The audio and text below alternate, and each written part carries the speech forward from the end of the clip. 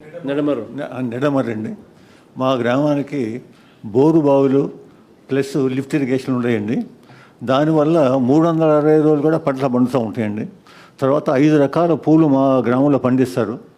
తర్వాత కూరగాయలు మొత్తం విజయవాడకేను మంగళగిరి కూడా కూరగాయలు కూడా పండిస్తూ ఉంటారు.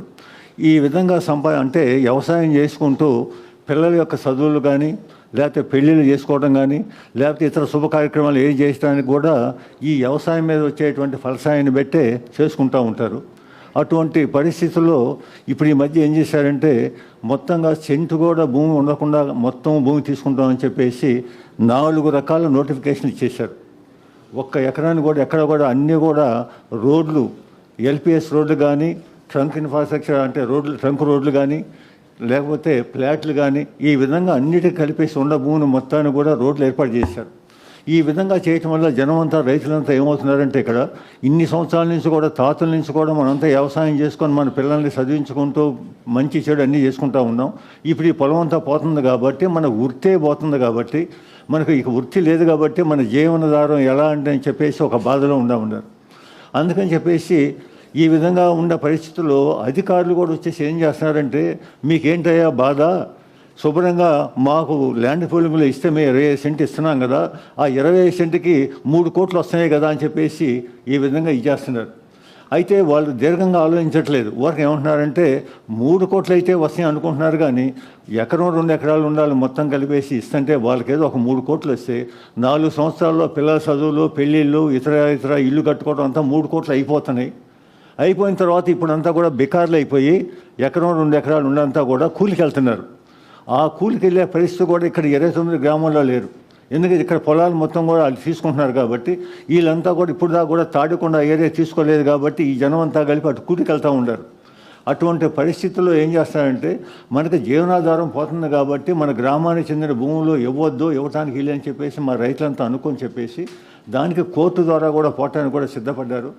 దానికి ఆ కోర్టు ద్వారా వెళ్తానికి కూడా ఇప్పుడున్న ప్రభుత్వం వాళ్ళు చేసే పనులు కూడా మీకు అవగాహన ఉంది కాబట్టి మేము లాయర్లు ఎలా పెట్టాలి ఏంటని చెప్పేసి భయపడుతూ ఉన్నాం ఇప్పటి వరకు కూడా. ఇంతకుముందే మీరు చెప్పారు, మాకు సంతోషకర విషయం ఏంటంటే మన పార్టీ తరఫున మీ అందరూ కూడా లీగల్ ఎయిడ్ కూడా ఇస్తామని చెప్పారు కాబట్టి అది మాత్రం మాకు కొంత ఉపశాంతి కలిగించింది. రేపు అవసరం వస్తే మేము సుప్రీంకోర్టుకి వెళ్తానికైనా సిద్ధంగా ఉన్నాం కాబట్టి అక్కడ కూడా మీరు మాకు సాయం చేయాలని చెప్పేసి కోరుకుంటున్నామండి. 2017-2018లోనే అవార్డు అయింది సార్ 10 ఎకరాలకు మాది. మాకైతే కోర్టులో స్టే వచ్చిందండి. కోర్టులో స్టే వచ్చిన తర్వాత కావాలని చెప్పేసి ప్రీవియస్ డేట్ నేలపాడండి. అంటే గవర్నమెంట్ హైకోర్టు విలేజ్ అండి. హైకోర్టు సెక్రటేరియట్ అసెంబ్లీ అంతా నేలపాడు మొత్తం. కావాలని చెప్పేసి ప్రీవియస్ డేట్ వేసి అవార్డు పాస్ చేశారండి 10 ఎకరాలకు మాకు. ఫాల్స్ డేట్ వేసి అవార్డు కూడా పాస్ చేసినారు. అవార్డు కూడా ప్రొటెస్ట్ చేసినా కూడా హైకోర్టులో కోర్టు స్టే ఉందండి. కోర్టు స్టే ఉన్నా కూడా మీరు కోర్టు నుంచి స్టే తెచ్చినా కూడా ఉంది, దౌర్జన్యంగా చేశారు. అయితే ఎప్పటికి ల్యాండ్ అయితే మా కిందే ఉంది. నేను వ్యవసాయం చేస్తున్నానండి. ఇంకో 10 ఎకరాలు ఉందండి మాకు. ఆ 10 ఎకరాలు ఈ 10 ఎకరాలు 20 ఎకరంలో కూడా నేను పంటలు వేస్తానే ఉండా. నేను వ్యవసాయం చేసుకుంటానే ఉండా. ఆ గ్రామంలో నేలపాడులో ఉంది ఒక్కళ్ళమేనండి. ఒక్క కుటుంబమే ఉంది మాది. ఒక్కళ్ళమే వైసీపీ ఆ ఊళ్ళో మేము. అయినా చేస్తానే ఉన్నాం, ఎదుర్కొంటానే ఉన్నాం. ఇప్పుడు ఏమైందంటే మీరు ఇస్తారా సార్, ఇప్పటికీ 10 సార్లు చేసిందండి డిప్యూటీ కలెక్టర్, మీరు పూలింగ్కి ఇవ్వండి అని చెప్పేసి. ఇది ఇక్కడ మీటింగ్ జరిగేటప్పుడు మరి సాక్షి పేపర్లో కానీ ఈనాడు పేపర్లో కానీ ఎక్కడా లేకుండా ఒక వార్తలు ఇచ్చి మాకు ఎక్విజేషన్ ఇచ్చేసారు సార్. ఎక్విజేషన్ ఎట్లా ఇచ్చారు, మా ల్యాండ్ వరకు బఫర్ జోన్ అంటారు, రోడ్స్ అంటారు, ఆ రోడ్డు ఉంది ఈ రోడ్డు ఉంది అంటారు, ఎల్పిఎస్ రోడ్స్ అంటారు, లేదంటే మీ ప్లాట్లో మీ ల్యాండ్స్లో వేరే వాళ్ళకి ల్యాండ్ అలాట్ చేసామంటారు, ఫ్లాట్ అలాట్ చేసిపోయాడు అంటారు. మొత్తం టోటల్ 20 ఎకరా కవర్ చేసేసారు సార్. ఇప్పుడండి, గతంలో లేదు, ఇప్పుడు కవర్ చేశారండి. 20 ఎకరాన్ని కూడా ల్యాండ్ ఎక్విజిషన్ నోటిఫికేషన్ ఇచ్చేసారు. ఆ 10 ఎకరాలు ఏమో కోర్టులో స్టే ఉంది కాబట్టి అది అవార్డు ఏముంది 6.5 కోట్లు జరుగుతుంది. అది ఇంత దౌర్జన్యంగా చేస్తాను అంతేనండి. పైపెచ్చు దీనికి తోడు ఏంటంటే సార్, ఈ గ్రామాల్లో ఉన్న టీడీపీ చిన్న నాయకులు ఉన్నారు కదా, వాళ్ళది ఎందుకు తీసుకోరు, వాళ్ళ ల్యాండ్ ఎందుకు వదిలిపెడుతుందని మీరు వాళ్ళ దగ్గర నుంచి తీసేసుకోవాల్సిందే, మేము పిచ్చేవాళ్ళం ఇచ్చిన వాళ్ళం, వాళ్ళ దగ్గర ల్యాండ్ ఎందుకు ఉంటుంది, ఉండటానికి ఇల్లు లేదని చెప్పేసి వాళ్ళండి ఇది మా మీద జరుగుతున్న ఒత్తిడి ఇది సార్ ఇక్కడ. ఇప్పుడు మనం అటెండ్ అవుదాం లీగల్గా చూసుకున్నాం, అటెండ్ ఏమేమి కావాలో చూసుకున్నాం సార్. మనోన్న సుధాకర్ వీళ్ళందరూ కూడా అటెండ్ అవుతారు. అవును, లాస్ట్ మన గవర్నమెంట్ ఉన్నప్పుడు ఒక 660 ఎకరాలకు రిలీఫ్ ఇచ్చారండి. అండి 29 గ్రామాల్లో ఎక్కడ కూడా ఒక్క సెంటు భూమి కూడా ఉండటానికి లేదు రైతులకి. వాళ్ళ ఇంటెన్షన్ అది. అసలు ఎక్కడ కొట్టడానికి ఇవ్వలేదు. ఇది కాక వీళ్ళు ఏమవుతుందంటే మామూలుగా యాక్చువల్గా ఏంటంటే వదిలిపెట్టేసేవాడేమో కోర్టులతోటి. ఇది అంతా ఎందుకు తలకాయ నొప్పి, వీళ్ళు రోడ్లకి ఇస్తామంటున్నారు కదా, రోడ్ల వరకు తీసేసుకొని నెక్స్ట్ ఉండ ల్యాండ్ పూలింగ్ రెండోది ఉంది కదండి, అక్కడ ఏమన్నా ప్రాబ్లం అయిద్దేమని చెప్పేసి మరీ మా మీద ఒత్తిడి ఎక్కువైందండి. 16,600 ఎకరానికి పూలింగ్కి చేస్తున్నాడు ఇప్పుడు. మొత్తం గవర్నమెంట్ ల్యాండ్ కానీ ఏదైనా కలిపి మొత్తం అక్కడ 20,000 ఎకరం అయింది. దాంట్లో ఎయిర్పోర్టు, దాంట్లో రైల్వే స్టేషను. ఇదండి ఇప్పుడు చేస్తున్న పరిస్థితి. నెక్స్ట్ పూలింగ్ అన్నమాట ఇది. ఆ నెక్స్ట్ థర్డ్ పూలింగ్ కూడా ఉందండి. అది బాలకృష్ణ పొలాలు ఉన్నాయి, 250 ఎకరం, దానికి ఆనుకొని ఉంటుంది. బాలకృష్ణ పొలం అక్కడ ఉంది కాబట్టి అంత దూరం తీసుకొని పోవాలంటే. బాలకృష్ణ పొలం తీసుకోడండి, అది బోర్డరు. బాలకృష్ణ పొలం వరకు తీసుకొని పోతారు. అక్కడ వరకు అక్కడ ఆయన రేట్ రావాలి కదా, ఆయన రేటుకి రావాలి కదండి. ఇప్పుడు ఈయన కడతానన్న ఎయిర్పోర్ట్కి బాలకృష్ణ ఉన్న పొలానికి ఎంత 8 కిలోమీటర్లు ఉంటుందండి. 8 కిలోమీటర్ డిస్టెన్స్ ఉంటుంది కరెక్ట్గా.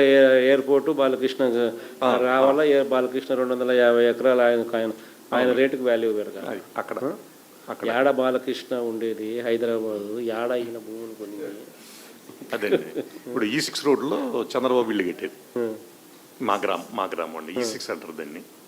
హైకోర్టు E6 చంద్రబాబు ఇల్లు, చంద్రబాబు ఇంటికి అనుకుని నారాయణ ఇల్లు.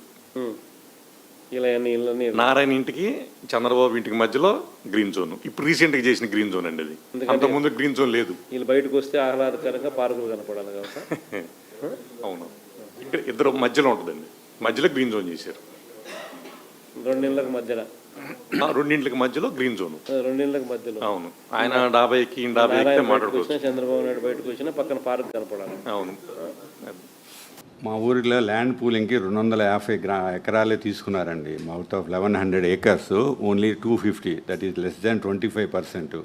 అయినా మిగిలిన దానికి 800 ఎకరాల కోసం వాళ్ళు నానా తిప్పలు పడుతున్నారు. 2010 కన్నారావు నాయుడు అన్న 250 ఎకరాల కోసం 800 ఎకరాలు. మీ ఊర్లో మొత్తం ఎన్ని ఎకరాల భూమి పూలింగ్ కోసం అని 1100 acres డిక్లేర్ చేశారండి 2015లో. అప్పటి నుంచి కష్టపడుతున్నా కూడా 250 ఎకరాలే పూలైనాయి. 250 ఎకరాలు మాత్రమే పూలైనాయి. దాంట్లో ఒక 50 ఎకరాలు ఎండోమెంట్స్ ల్యాండ్, 50 ఎకరాలేమో అసైన్ ల్యాండ్స్. 50 ఎకరాలు ఎండోమెంటు, 50 ఎకరాలు అసైన్డ్ ల్యాండ్స్. అయితే రైతులు ఇచ్చింది ఒక 70-80 ఎకరాలు ఉంటాయండి, రైతులు ఇచ్చింది మటుకు. కరకట్ట మీరు 2022లో మీరు ఒక ప్రాజెక్టు ఓపెన్ చేశారు. కరకట్టను ఎక్స్పాన్షన్ చేస్తానికి 150 crores మీరు ఎక్స్పాండ్ చేస్తామన్న దానికి with sluice with Kondaveeti walk కూడా ఉంది ఇంక్లూడెడ్. బట్ వీడు ఇప్పుడు పెట్టే ప్రాజెక్టు 1100-1200 కోట్లు పెట్టి ఈ సీడ్ యాక్సిస్ రోడ్ అన్నారు. సో నా వ్యక్తిగత అభిప్రాయం అయితే సీడ్ యాక్సిస్ రోడ్ అవసరం లేదండి. వెంకటపాలెం నుంచి కరకట్టను తీసుకుని వచ్చేసి మీరు చెప్పిన ప్రాజెక్టు ప్రకారం తీసుకొచ్చి సీతానగరం దగ్గర కలపచ్చు. కానీ వాళ్ళు ఒక పట్టుదలతో ఉండారు ఎట్టయినా తీసుకోవాలని. సో సీడ్ యాక్సిస్ రోడ్ అనేది అనవసరం అండి. ఇప్పుడు దీని అవసరం లేదండి. బైపాస్ రోడ్ ఉంది, that is now called national highway. So ఈ సీడ్ యాక్సిస్ రోడ్ అనేది అవసరం లేదు. కానీ ఎలా నమ్మిస్తున్నారంటే మన జనాభాని, మీరు అది ఇచ్చేస్తే మిగిలిన వదిలేస్తామనే టైప్ ఇస్తున్నారు. కానీ మేము 2018 మేము కోరింది కూడా అదే, మీరు ల్యాండ్ కావాల్సింది రోడ్డుకు తీసుకోండి, మిగిలిన వదిలేమని. ఈ రోజు వరకు కూడా ఎవరు కూడా అఫీషియల్ కానీ అన్అఫీషియల్ కానీ యాక్సెప్ట్ చేస్తలేరు ఆ ప్రపోజల్. కరకట్ట ఒకటి రోడ్ అవసరము, సీడ్ యాక్సిస్ రోడ్ అవసరం లేదండి. ఇది ఇప్పుడు వీళ్ళందరినీ అట్రాక్ట్ చేస్తున్నారంటే టెంపుల్ ల్యాండ్స్లో మీకు ప్లాట్లు ఇస్తామని చెప్పి వీళ్ళందరూ ల్యాండ్ పూలింగ్కి డైవర్ట్ చేస్తున్నారు. మీరు దయించి ఆ టెంపుల్ ల్యాండ్స్ కాపాడితే ఆటోమేటిక్ ఊరు కూడా కాపాడబడుతుంది. మేము ప్రొసీడ్ అవుదాం అనుకున్నామండి లీగల్గా, ఏది land acquisition regarding temple lands. So మిగిలిన వాటికి ఈ మిగిలిన ప్రాజెక్ట్స్ అన్నీ కూడా ఓన్లీ మమ్మల్ని ఇబ్బంది పెడతానికి ఇచ్చిందే కానీ యాక్చువల్గా వాళ్ళు రన్ చేసి చేస్తారనేది లేదు. ఆల్రెడీ మొన్న కట్టిన బ్రిడ్జి దాదాపు వాళ్ళు చెప్పింది ఏదో వంగిందన్నారు కానీ ఆ ఫైల్స్కే కిందకి వెళ్ళిపోయినాయి. ఫైనల్గా మేము చెప్పేది మన ఊరికి ఎల్పిఎస్ అవసరం లేదు, ఎందుకంటే 20% పీపుల్ ఇచ్చారు కాబట్టి ఎల్పిఎస్. సో ఎక్విజిషన్ కానీ ఎల్పిఎస్ కానీ ఇంకా ఫర్దర్ కంటిన్యూ చేయకుండా వదిలేస్తే సరిపోద్ది. ఇవి ఉండవల్లి వచ్చేవారు కానీ ఈఐఏ ఎన్విరాన్మెంట్ ఇంపాక్ట్ అసెస్మెంట్ అని జరిగిందన్నారు కానీ జరగలేదండి.